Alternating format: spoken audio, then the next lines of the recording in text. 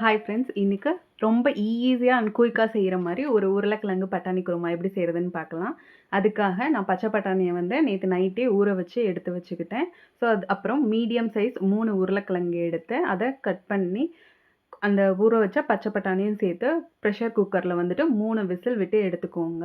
ஒரு பேன்ல கொஞ்சமா எண்ணெய் ஊத்திட்டு, அதில ஹோல் ஸ்பைசஸ் ஆட் பண்ணிட்டு, சோம்பு போட்டு அத பொரிய விடுங்க. சோம்பு நல்லா பொரிஞ்சு வந்ததும், நான் இங்க வந்துட்டு 1 வெங்காயம் எடுத்திருக்கேன். மீடியம் சைஸ் வெங்காயம் எடுத்து, அத கட் பண்ணி ஆட் பண்ணுங்க. ஆட் பண்ணிட்டு, அது கூடவே கருவேப்பில, அப்புறம் பச்சை மொளகா. நான் இங்க வந்துட்டு எந்த ஸ்பைசஸுமே ஆட் பண்ணல. பச்சை மொளகா மட்டும் தான் ஆட் பண்ணியிருக்கேன். உங்களுக்கு காரம் இன்னும் அதிகம் வேணும்னா, தனியாத்தூள், மிளகாத்தூள் 2ம் ஆட் பண்ணிக்கோங்க. அதெல்லாம் சேர்த்துட்டு, கொஞ்சமா தக்காளி சேர்த்து, கொஞ்சம் உப்பு, மஞ்சத்தூள் சேர்த்து நல்லா வதக்கி எடுத்துக்கோங்க. தக்காளி வந்து நல்லா வதங்கி வரணும். அந்த அளவுக்கு விட்டுட்டு, நம்ம ஆல்ரெடி பாயில் பண்ணி எடுத்து வச்சிருக்கோம் இல்லையா? உருளைக்கிழங்கு, பட்டாணி. அதில வந்து உருளைக்கிழங்க நல்லா மசிச்சு இந்த மாரி ஆட் பண்ணிக்கோங்க.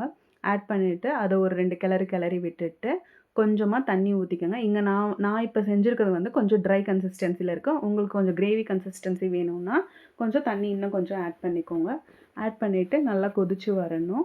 கொதிச்சு இந்த மாரி வந்ததும், இதில வந்து நீங்க கஸ்தூரி மேத்தி இருந்தா சேர்த்துக்கோங்க. அப்புறம் சேர்த்துட்டு கொத்தமல்லி தழை சேர்த்து இறக்கிருங்க. இது கூட நல்லா பூரி வச்சு சாப்பிட்டோம்னா, செம்ம காம்பினேஷனா இருக்கும். நீங்களும் செஞ்சு பார்த்துட்டு எப்படி இருக்குன்னு சொல்லுங்க. பாய். See you the next video.